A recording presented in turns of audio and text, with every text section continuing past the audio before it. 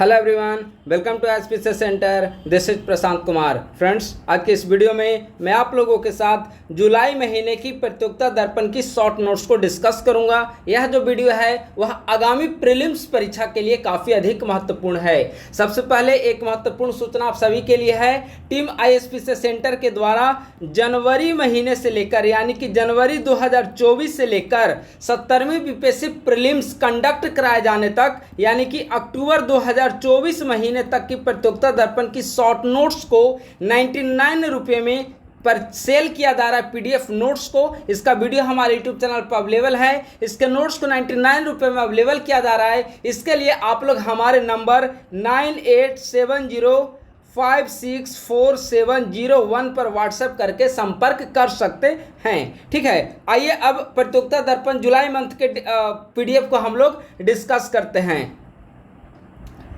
सबसे पहले प्रतियोगिता दर्पण जुलाई महीने के जो सबसे हाईलाइटेड पॉइंट है वह है 18वीं लोकसभा चुनाव परिणाम। आप सभी जानते हैं कि हाल ही में 18वीं लोकसभा का इलेक्शन का परिणाम जारी किया गया है और इसके अंतर्गत एनडीए को कुल 293 सीटें प्राप्त हुई है और इंडिया गठबंधन को 234 सीटें प्राप्त हुई है। 18वीं लोकसभा के लिए चुनाव पूरे भारत में 7 चरण में संपन्न हुए हैं, जिनमें पहला चरण 19 अप्रैल को प्रारंभ हुआ और आखिरी यानी कि 7वां चरण 1 जनवरी 2024 को आयोजित हुआ। इन 7 चरण के दौरान भारत के विभिन्न लोकसभा क्षेत्रों में चुनाव संपन्न कराए गए और चुनाव संपन्न कराने के पश्चात जब फाइनल जो रिजल्ट आया उसमें एनडीए गठबंधन को बहुमत प्राप्त हुई और लगातार तीसरी बार प्रधानमंत्री पद के लिए नरेंद्र मोदी ने शपथ लिया और पंडित जवाहरलाल नेहरू के बाद लगातार तीसरी बार प्रधानमंत्री पद की शपथ लेने वाले नरेंद्र मोदी दूसरे व्यक्ति बने हैं। ठीक है,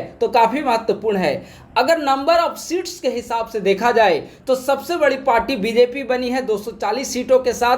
दूसरे नंबर पे इंडियन नेशनल कांग्रेस को 99 सीटें प्राप्त हुई। हालांकि कुछ निर्दलीय जो सदस्य जीतकर आए थे वे अब कांग्रेस में शामिल हो गए हैं और कुल मिलाकर इसके सदस्यों की संख्या वर्तमान समय में 102 हो गई है। लेकिन जो चुनाव परिणाम के पश्चात जितनी सीटें जीती उनमें 99 सीटें कांग्रेस के द्वारा और तीसरी सबसे बड़ी पार्टी बनी है समाजवादी पार्टी। इसने कुल 37 सीटें जीती है उत्तर प्रदेश के अंतर्गत। ठीक है, तो ये टॉप 3 पार्टीज हैं जिन्होंने सबसे ज़्यादा सीटें लोकसभा के अंतर्गत प्राप्त की है।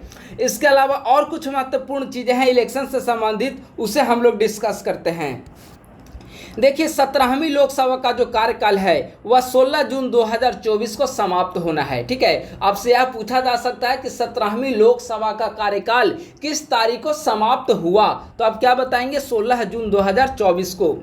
इस 18वीं लोकसभा चुनाव के दौरान सबसे युवा सांसद कौशाम्बी से चुने गए हैं, समाजवादी पार्टी के हैं पुष्पेंद्र सरोज। इनकी उम्र 25 साल 3 महीने हुई। 1 मार्च को इनका उम्र 25 साल पूरा हो गया था और 25 साल पूरा होते ही समाजवादी पार्टी ने इन्हें टिकट दिया कौशाम्बी उत्तर प्रदेश से और 25 साल 3 महीने की उम्र में देश के सबसे युवा सांसद 18वीं लोकसभा के चुने गए हैं। दूसरा सबसे युवा सांसद अगर देखा जाए तो बिहार के समस्तीपुर से चुनी गई है शांभवी चौधरी, जो कि लोक जनशक्ति पार्टी रामविलास की पार्टी से संबंधित हैं। 25 वर्ष 11 माह इनकी उम्र है। ठीक है, तो सबसे युवा सांसद पुष्पेंद्र सरोज समाजवादी पार्टी से कौशाम्बी निर्वाचन क्षेत्र से। दूसरा सबसे युवा सांसद या बिहार का सबसे युवा सांसद शांभवी चौधरी लोक जनशक्ति पार्टी रामविलास पार्टी से जीती है 25 साल 11 वर्ष की उम्र में और 25 साल 11 माह की उम्र में और समस्तीपुर क्षेत्र का प्रतिनिधित्व करती हैं। सर्वाधिक मत से जीतने वाले उम्मीदवार हैं शंकर लाल वानी। ये बीजेपी से चुने गए हैं इंदौर से। ठीक है, 11.75 लाख इन्हें मत प्राप्त हुए हैं, लगभग 12.25 लाख वोट से ये जीते हैं। ठीक है, सबसे कम वोट से निर्वाचित कौन हुए हैं? तो रविंद्र वायकर, जो कि उत्तर पश्चिमी मुंबई से चुने गए हैं, शिवसेना पार्टी से संबंधित हैं। ये शिंदे गुट से संबंधित है। ठीक है, इनको 48 मत से ये जीत प्राप्त हुई है इन्हें। ठीक है, ये शिवसेना के शिंदे गुट से चुने गए हैं और शिवसेना के जो उद्धव गुट के जो उम्मीदवार थे उनको 48 मतों से इन्होंने पराजित किया है। तो न्यूनतम मत से जीतने वाले हैं रविंद्र वायकर और अधिकतम मत से जीतने वाले उम्मीदवार शंकर लालवानी, जो कि इंदौर क्षेत्र का प्रतिनिधित्व करते हैं। 18वीं लोकसभा के अंतर्गत कुल निर्वाचित महिला अगर देखा जाए तो 18वीं लोकसभा के अंतर्गत कुल निर्वाचित महिलाओं की संख्या है 73। ठीक है, सर्वाधिक नोटा का प्रयोग इंदौर में हुआ है और सूरत निर्वाचन क्षेत्र से भाजपा के मुकेश दलाल निर्विरोध निर्वाचित हुए हैं। तो ये सारे जो फैक्ट्स हैं वो आपको 18वीं लोकसभा से संबंधित हैं और बहुत महत्वपूर्ण फैक्ट्स को एक जगह कलेक्ट करके हमने यहाँ पर डिस्कस किया। अब आइए अगले पॉइंट की ओर। आप सभी जानते हैं कि लोकसभा चुनाव संपन्न होने के साथ साथ विभिन्न राज्यों में भी विधानसभा चुनाव संपन्न किए गए, आयोजित किया गया, जिनमें 4 प्रमुख राज्य हैं। सबसे पहले अरुणाचल प्रदेश का देखते हैं। अरुणाचल प्रदेश में विधानसभा सीटों की कुल संख्या 60 है। सबसे बड़ी पार्टी बीजेपी बनी है जिसने कुल 46 सीटें जीती हैं। यहाँ के सीएम पेमा खांडू बने। दूसरा राज्य जहाँ पर लोकसभा के साथ चुनाव संपन्न हुए हैं वह है सिक्किम। सिक्किम में सीटों की कुल संख्या 32, लेकिन सबसे महत्वपूर्ण बात है कि 32 सीटों में से 31 सीटें जीती है सिक्किम क्रांतिकारी मोर्चा SKM ने। ठीक है, और प्रेम सिंह तमांग वहां के मुख्यमंत्री बने हैं। ठीक है, तो बहुत महत्वपूर्ण है। 32 में से 31 सीटें, आप स्ट्राइक रेट देखिए किस प्रकार का है। सिक्किम क्रांतिकारी मोर्चा SKM के द्वारा जीती गई और प्रेम सिंह तमांग वहां के मुख्यमंत्री बने। अगला स्टेट है आंध्र प्रदेश। आंध्र प्रदेश में सीटों की कुल संख्या 125। टीडीपी तेलुगु देशम पार्टी 135 सीटें जीती। हालांकि वहां पे एनडीए गठबंधन है, लेकिन सबसे बड़ी पार्टी तेलुगु देशम पार्टी है, 135 सीटें। सीएम कौन बने हैं? चंद्रबाबू नायडू। उड़ीसा में सीटों की कुल संख्या कितनी है, यानी कि विधानसभा सीटों की संख्या है उड़ीसा में 147। सबसे बड़ी पार्टी बनी है बीजेपी 78 सीटों के साथ और सीएम कौन बने हैं? मोहन चरण मांझी। ठीक है, तो लोकसभा के साथ जिन राज्यों के चुनाव संपन्न हुए हैं वहां पर सीटों की कुल संख्या, सबसे बड़ी पार्टी और मुख्यमंत्री कौन बने, इसे हमने यहाँ पर डिस्कस कर लिया है। ठीक है, जो भी स्टूडेंट्स हमारे पेड बैच से जुड़े हुए हैं, इस प्रतियोगिता दर्पण पेड सीरीज से जो जुड़े हुए हैं और जिन्होंने 99 का पेमेंट करके इस सीरीज को परचेज किया है, उन सभी को इसका PDF 20 या 21 जुलाई को 2-3 दिनों के अंतर्गत सभी को प्रोवाइड करा दिया जाएगा। ठीक है, बाकी पुराने जो PDF हैं उन सभी को भेजा जा चुका है। अगला है भारत के पहले अंतरिक्ष पर्यटक। देखिए यह बहुत महत्वपूर्ण है। ठीक है, भारत के पहले अंतरिक्ष पर्यटक गोपीचंद्र थोटाकुरा, ये भारत के पहले अंतरिक्ष पर्यटक बने हैं। अमेजन के संस्थापक जेफ बेजोस की कंपनी ब्लू ओरिजिन के न्यू शेपर्ड 25 मिशन के तहत ये गए और भारत के पहले अंतरिक्ष पर्यटक होने का नाम अपने नाम पे दर्ज किया है, गोपीचंद्र थोटाकुरा। आप लोग इनका नाम याद रखेंगे। अगला बहुत महत्वपूर्ण है, यह एक स्कीम इनिशिएटिव से जुड़ा हुआ है। ठीक है, हाल ही में जलवायु परिवर्तन से निपटने के लिए CSIR के द्वारा WAH मुहिम की शुरुआत की गई है। WAH का मतलब होता है रिंकल्स अच्छे हैं। यहाँ WAH से क्या तात्पर्य है? WAH से तात्पर्य है कि रिंकल्स अच्छे हैं फुल फॉर्म में, अर्थात इस्त्री किए हुए कपड़े पहनने से रिंकल युक्त कपड़े पहनना ही अच्छा है। एक्चुअली देखिए क्या है, जलवायु परिवर्तन से निपटने के लिए CSIR ने एक इनिशिएटिव प्रारंभ किया है जिसके अंतर्गत कहा गया है कि कार्यालय में काम करने वाले जो कार्मिक हैं वे सप्ताह में न्यूनतम 1 दिन बिना इस्त्री किए हुए कपड़े पहनकर आएं। क्यों? क्योंकि इनका मानना है कि अगर एक जोड़ी कपड़े पे आप इस्त्री करते हैं तो 200 ग्राम कार्बन डाइऑक्साइड का उत्सर्जन होता है। तो एक कार्बन डाइऑक्साइड के उत्सर्जन को कम करने के लिए या फिर क्लाइमेट चेंज को ध्यान में रखते हुए CSIR के द्वारा WAH मुहिम का प्रारंभ किया गया है। ठीक है, उम्मीद है कि आप लोग इस मुहिम को समझ चुके होंगे। बहुत इंटरेस्टिंग मूवी है और क्लाइमेट इनिशिएटिव काफ़ी इंटरेस्टिंग है और एक क्लाइमेट चेंज को लेकर काफ़ी बेहतरीन आइडिया है कि एक आप ऐसे भी सोचिए कि अगर आप एक जोड़ी कपड़े का आयरन करते हैं, इस्त्री करते हैं तो 200 ग्राम कार्बन डाइऑक्साइड का उत्सर्जन होता है। और अगर इस इनिशिएटिव CSIR के द्वारा इनिशिएटिव जो प्रारंभ किया गया WAH मुहिम, और अगर सप्ताह में 1 दिन वहां के कार्मिक बिना इस्त्री किए हुए कपड़े पहनकर आते हैं तो क्या छोटे स्तर पर ही सही, लेकिन इसका जलवायु परिवर्तन पर जरूर सकारात्मक प्रभाव देखने को मिलेगा और बाद में यह एक अध्ययन और रिसर्च का भी विषय बन सकेगा जिसे बड़े पैमाने पर हम लोग फिर इम्प्लीमेंट कर सकेंगे। अगला है, हाल ही में इजराइल हमास युद्ध के दौरान गाजा में संयुक्त राष्ट्र मिशन में तैनात किस भारतीय अधिकारी का इजरायली हमले में निधन हो गया है? तो उनका नाम है वैभव अनिल काजे। बहुत महत्वपूर्ण है क्योंकि देखेंगे कि आप संयुक्त राष्ट्र मिशन के तहत कोई व्यक्ति के अधिकारी की नियुक्ति हुई है तो ऐसी पहली डेथ है। यूएन के द्वारा इसको लेकर एक टीम भी लॉन्च किया गया है जो इसकी जांच कर रही है। ठीक है, तो बहुत महत्वपूर्ण आप लोग नाम याद रखिएगा, वैभव अनिल काजे। ठीक है, इजराइल हमास युद्ध के दौरान गाजा में यूएन मिशन में तैनात किस भारतीय का इजराइल हमले में निधन होगा? वैभव अनिल काजे का। हाल ही में ईरान के किस राष्ट्रपति का निधन हेलीकॉप्टर दुर्घटना में हुआ? तो स्वाभाविक है कि उस समय ईरान के जो राष्ट्रपति हैं इब्राहिम रईसी थे। इंडोनेशिया के नए राष्ट्रपति कौन बने हैं? प्रबोवो सुबियांतो इंडोनेशिया के नए राष्ट्रपति बने हैं। पनामा के नए राष्ट्रपति कौन बने? जोस राउल मुलिनो पनामा के नए राष्ट्रपति बने हैं।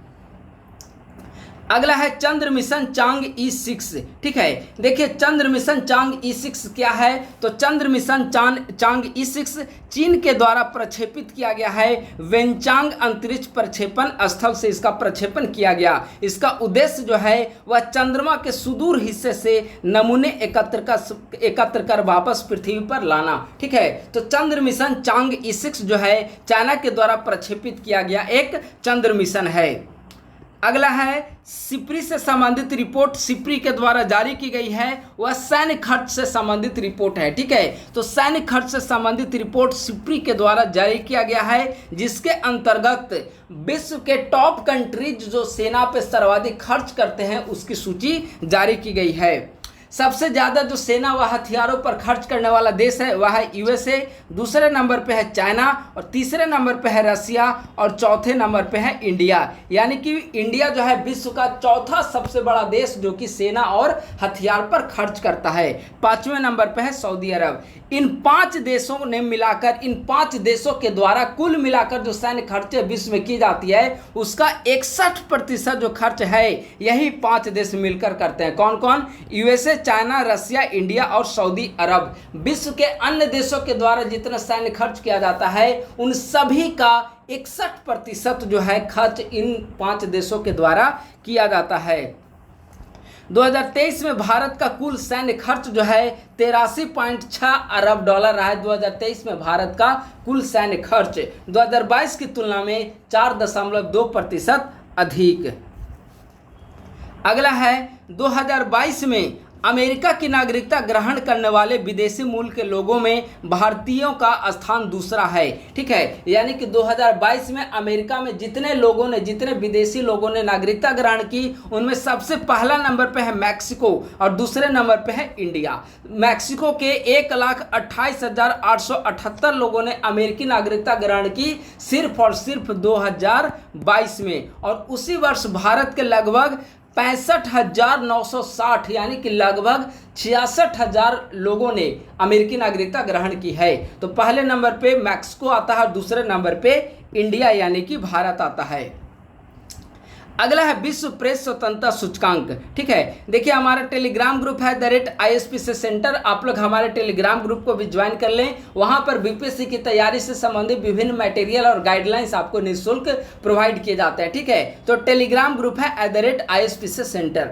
अगला आइए विश्व प्रेस स्वतंत्रता सूचकांक। ठीक है, विश्व प्रेस स्वतंत्रता सूचकांक जो है रिपोर्टर्स विदाउट बॉर्डर्स के द्वारा जारी किया जाता है। ठीक है, 180 देशों में भारत को 159वां स्थान प्राप्त हुआ है। इसके पूर्व 2023 में भारत को 161वां स्थान प्राप्त था, लेकिन इस बार भारत को 159वां स्थान प्राप्त हुआ है विश्व प्रेस स्वतंत्रता सूचकांक के अंतर्गत। भारत का अगर स्कोर या अंक देखा जाए तो 31.28 भारत का स्कोर है, जो कि अति गंभीर की श्रेणी में आता है। ठीक है, तो रिपोर्टर्स विदाउट बॉर्डर्स के द्वारा विश्व प्रेस स्वतंत्रता सूचकांक जारी किया गया है। भारत का इस 180 देशों में 159 स्थान भारत का 159वां स्थान है। 2023 में 161वां स्थान था। कुल अंक 31.28 है, जो कि अति गंभीर की श्रेणी में आता है।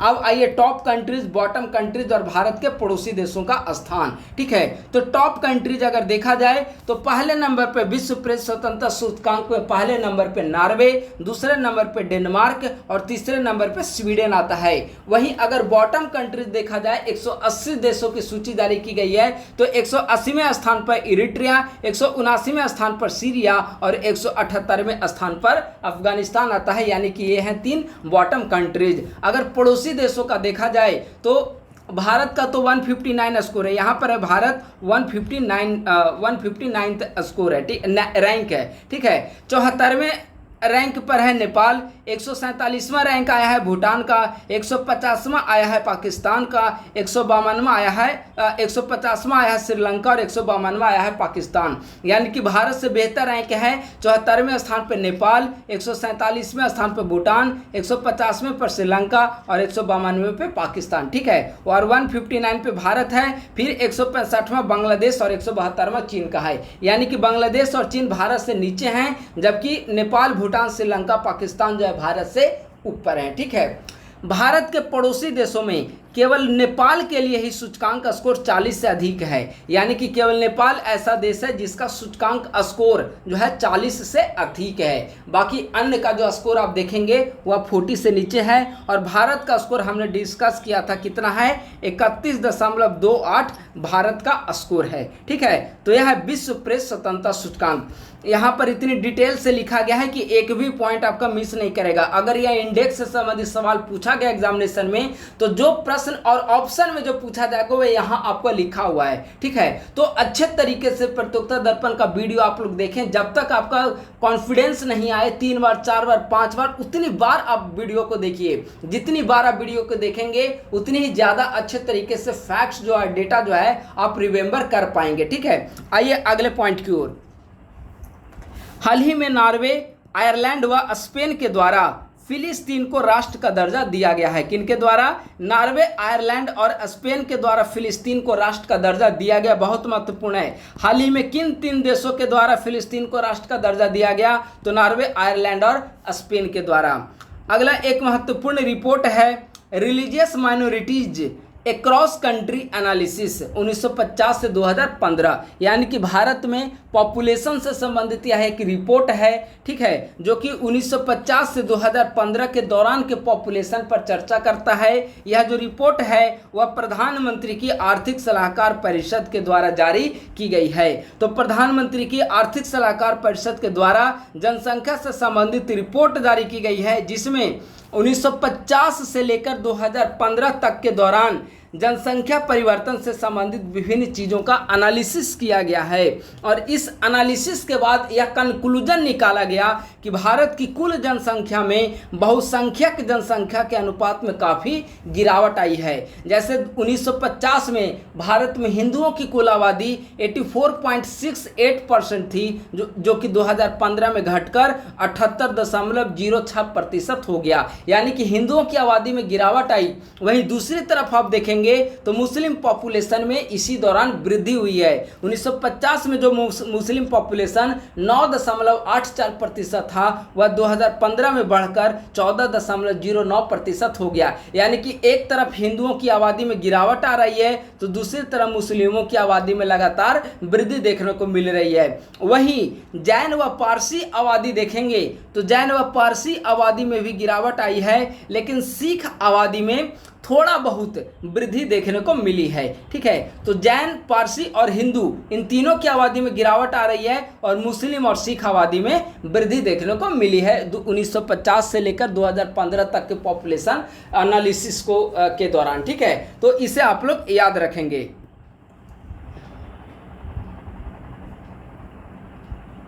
अगला है ईरान के दक्षिण पश्चिमी तट पर स्थित चाबहार बंदरगाह के शाहिद बेहिश्ती टर्मिनल का संचालन 10 वर्ष के लिए भारत को सौंपने संबंधी अनुबंध पर 13 मई 2024 को हस्ताक्षर किया गया। यानी कि हाल ही में भारत और ईरान के बीच एक समझौता हुआ है जिसमें चाबहार बंदरगाह के शाहिद बेहिश्ती टर्मिनल का संचालन 10 वर्ष के लिए भारत को सौंपने पर सहमति बनी है।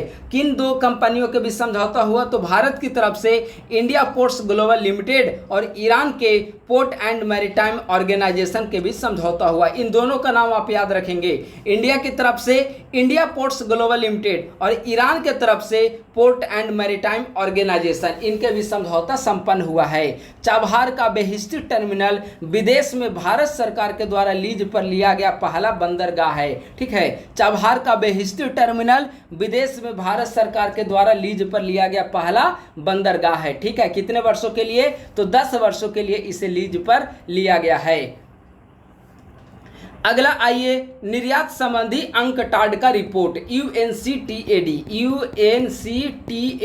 अंकटाड का रिपोर्ट निर्यात संबंधी क्या है। ठीक है, तो 2023 में सेवाओं के वैश्विक निर्यात में 8.9% की वृद्धि हुई है। 2023 में सेवाओं के वैश्विक निर्यात में 8.9% यानी कि लगभग 9% की वृद्धि हुई है। अगर कुल वैश्विक निर्यात देखा जाए 2023 में तो 7.9 ट्रिलियन डॉलर या 7900 अरब डॉलर सेवाओं का निर्यात हुआ है। वहीं अगर भारत में आप देखेंगे तो सेवाओं के निर्यात में 11.4% की वृद्धि हुई है और इस दौरान भारत का कुल निर्यात 345 अरब डॉलर रहा है। पूरे विश्व का निर्यात 7900 अरब डॉलर और भारत का निर्यात 345 अरब डॉलर रहा है। पूरे वैश्विक निर्यात में जहां 8.9% की वृद्धि हुई, वहीं भारत में इसके निर्यात में 11.4% की वृद्धि दर्ज की गई है। तो यह काफी महत्वपूर्ण है अंकटाड की रिपोर्ट। ठीक है, अगला रिपोर्ट है global trade research initiative GTRI, global trade research initiative की रिपोर्ट।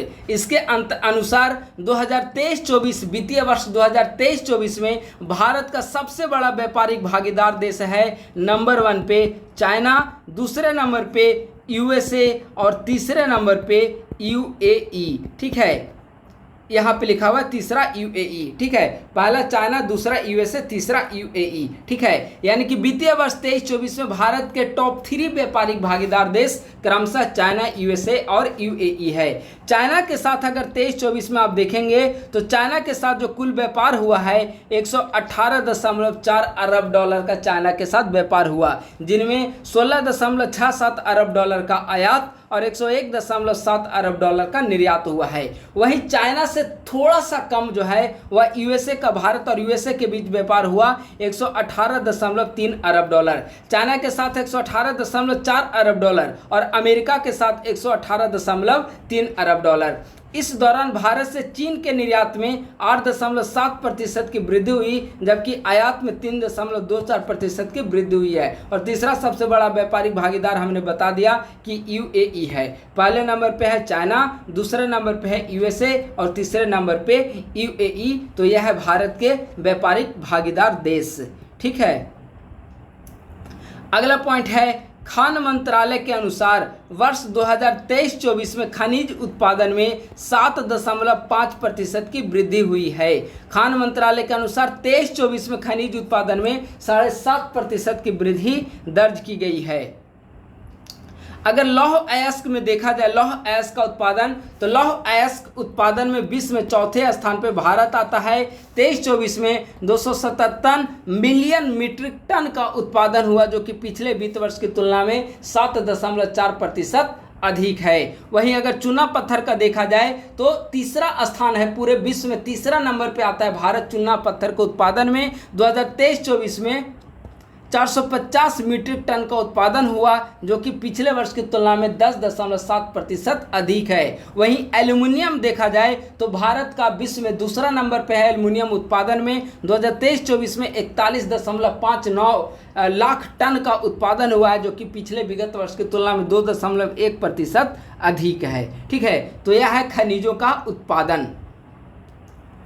अगला है कंपनी मामलों के मंत्रालय के आंकड़ों के अनुसार वित्त वर्ष 23-24 में देश में कुल 1,85,312 नई कंपनियों का पंजीकरण हुआ है, जो किसी एक वर्ष में पंजीकृत होने वाली कंपनियों की अब तक की सर्वोच्च संख्या है। और अगर सबसे ज़्यादा पंजीकरण आप देखेंगे तो पहले नंबर पर है महाराष्ट्र। कुल नए पंजीकृत कंपनियों में लगभग 17.5% कंपनियों का पंजीकरण महाराष्ट्र में हुआ। दूसरे नंबर पर आता है यूपी, जहां की पूरी जो पंजीकृत कंपनियां जो नई पंजीकृत हुई है उनका 11% यूपी में और 9.2% कंपनियों का पंजीकरण दिल्ली में हुआ है। ठीक है, तो कुल मिलाकर 23-24 देखा जाए तो देश में नई कंपनियों का बड़े स्तर पर यहाँ पे पंजीकरण हो रहा है। 23-24 के अंतर्गत 1,85,312 नई कंपनियों का पंजीकरण हुआ है। सर्वाधिक महाराष्ट्र में 17.5%, दूसरे नंबर पे यूपी में लगभग 11% और तीसरे नंबर पे दिल्ली में 9.2%।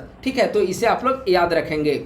अगला है यूएन के द्वारा एक नई रिपोर्ट जारी की गई है, world economic situation and prospect report. आपसे सवाल पूछा जा सकता है कि world economic situation and prospect reports किसके द्वारा जारी की जाती है, तो यह यूएन के द्वारा जारी की जाती है और इसके अनुसार 2024 में भारत में आर्थिक विकास दर का जो अनुमान है वह 6.9% अनुमान है। यानी कि यूएन के द्वारा जारी की गई world economic situation and prospect report के अनुसार 2024 में भारत का आर्थिक वृद्धि दर लगभग 7%, 6.9% अनुमानित है। ठीक है, तो अनुमान है यह, इसे आप लोग याद रखेंगे।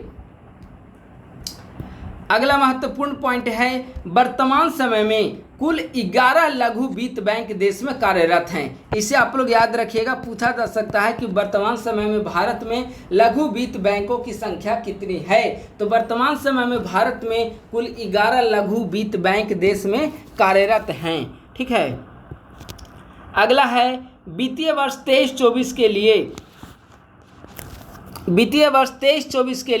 2,10,874 करोड़ का लाभांश आरबीआई ने सरकार को प्रदान किया है। पिछले बार की तुलना में लगभग 141% अधिक है। ठीक है, तो हाल ही में आरबीआई ने सरकार को कितना लाभांश प्रदान किया 2023-24 के लिए, तो 2,10,874 करोड़, 2 लाख करोड़। ठीक है, आप लोग सोचिए।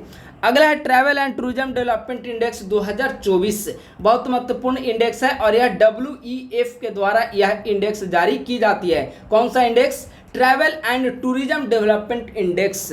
ठीक है, WEF के द्वारा जारी की गई, जिसमें 119 देशों को शामिल किया गया है और 119 देशों में भारत का स्थान है 39, यानी कि भारत का रैंक है 39 119 देशों में। ठीक है, अंक है 4.25 अंक है। दक्षिण एशिया में सर्वोच्च बेहतर अंक और रैंक यह भारत को प्राप्त हुआ है। अगर travel and tourism development index में टॉप कंट्रीज की रैंक देखें तो यूएसए पहले नंबर पे, स्पेन दूसरे नंबर पे और जापान तीसरे नंबर पे आता है। बॉटम कंट्रीज का अगर लिस्ट देखा जाए तो 119 देशों को लिस्ट में शामिल किया गया है, तो 119वें स्थान पे माली, उसके बाद फिर सिएरा लियोन और उसके बाद फिर कैमरून आते हैं। ठीक है, तो यह है टॉप कंट्रीज और बॉटम कंट्रीज की लिस्ट और भारत 119 देशों की सूची में 39th रैंक पे है। ठीक है, अगला है सार्वजनिक क्षेत्र की कंपनी इरेडा को सरकार ने नवरत्न कंपनी का दर्जा प्रदान किया है और इस प्रकार वर्तमान समय में देश में कुल 17 नवरत्न कंपनियां हैं और 13 महारत्न कंपनियां हैं। आप लोग याद रखेंगे, नवरत्न कंपनियों की संख्या है 17, महारत्न कंपनियों की संख्या है 13। हाल ही में 17वां नवरत्न कंपनी का दर्जा किसे दिया गया? इरेडा को। इरेडा की स्थापना वर्ष 1987 में की गई थी, जिसका फुल फॉर्म है Indian renewable energy development agency. ठीक है, तो इरेडा की स्थापना 1987 में 17वां नवरत्न कंपनी का दर्जा दिया गया। वर्तमान समय में 17 नवरत्न कंपनी है और 13 महारत्न कंपनी है। इरेडा का पूरा नाम Indian renewable energy development agency है। अगला है फुल फॉर्म ऑफ NCGG। ठीक है, बहुत न्यूज में रहता है NCGG, इसका पूरा नाम है national centre for good governance. ठीक है, तो यह भी महत्वपूर्ण है। अब आइए कुछ महत्वपूर्ण नियुक्तियां जिसकी चर्चा प्रतियोगिता दर्पण में की गई है जुलाई महीने के अंतर्गत। तो नौसेना के नए उप प्रमुख कौन बनाए गए? नौसेना के नए उप प्रमुख बने हैं कृष्णा स्वामीनाथन। GST अपीलीय न्यायाधिकरण, बहुत महत्वपूर्ण है। GST अपीलीय न्यायाधिकरण के पहले अध्यक्ष कौन बने? संजय कुमार मिश्र। CII के नए अध्यक्ष कौन बने? Sanjeev Puri. Supreme court bar association के नए अध्यक्ष कौन बने हैं? कपिल सिब्बल। ठीक है, तो ये महत्वपूर्ण नियुक्तियां हैं। फिर से आप लोग एक बार देख लीजिए। नौसेना के नए उप प्रमुख कृष्णा स्वामीनाथन, GST अपीलीय न्यायाधिकरण के पहले अध्यक्ष संजय कुमार मिश्र, CII के नए अध्यक्ष संजीव पुरी और सुप्रीम कोर्ट बार एसोसिएशन के अध्यक्ष कपिल सिब्बल। ठीक है, तो ये नए नियुक्तियों की सूची है, आप लोग इनका नाम याद रखेंगे। अगला है freedom of the city of London पुरस्कार से किसे सम्मानित किया गया है? तो freedom of the city of London पुरस्कार शबाना आजमी को प्रदान किया गया है। Freedom of the city of London पुरस्कार शबाना आजमी।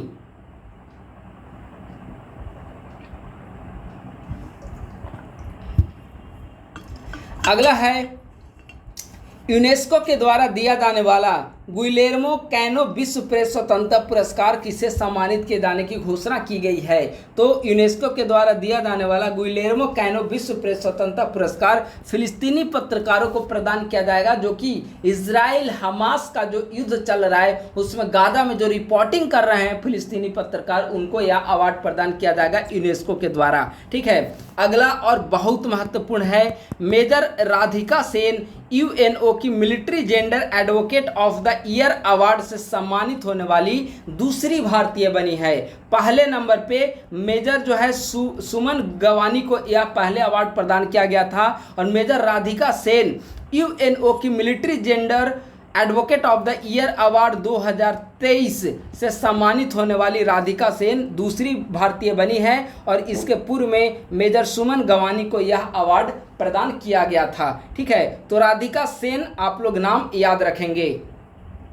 अगला है निमहंस बेंगलुरु को WHO ने नेशनल मंडेला पुरस्कार से सम्मानित किया गया है। निमहंस बेंगलुरु को WHO ने नेशनल मंडेला पुरस्कार से सम्मानित किया गया है। निमहंस क्या है? तो national institute of mental health and neuro sciences. ठीक है, तो निमहंस बेंगलुरु को WHO के द्वारा नेशनल मंडेला पुरस्कार 2024 से सम्मानित किया गया है।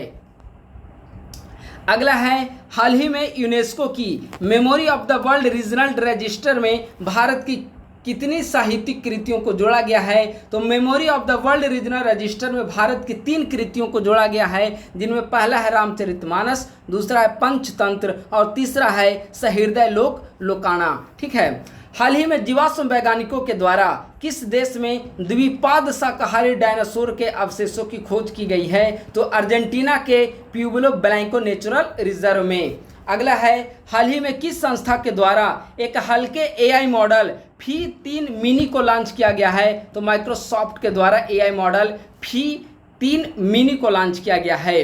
हाल ही में किस देश के वैज्ञानिकों ने सोने की पहली स्वतंत्र सीट विकसित करने में सफलता प्राप्त की है? तो हाल ही में स्वीडन के वैज्ञानिकों ने सोने की पहली सीट विकसित करने में सफलता प्राप्त की है। हाल ही में पर्णपाती पेड़ बाओबाब की उत्पत्ति का पता चला है। यह पेड़ मूल रूप से किस द्वीप पर पाए जाते हैं? तो पर्णपाती पेड़ बाओबाब जो है वह मूल रूप से मेडागास्कर द्वीप पर पाए जाते हैं। भारत के किस शहर में 2025 में BWF विश्व जूनियर चैंपियनशिप का आयोजन किया जाएगा? तो गुवाहाटी असम में विश्व जूनियर चैंपियनशिप का आयोजन 2025 में किया जाएगा। अगला है प्रमुख युद्धाभ्यास। देखें तो भारत और फ्रांस के बीच 3 महत्वपूर्ण युद्धाभ्यास होते हैं।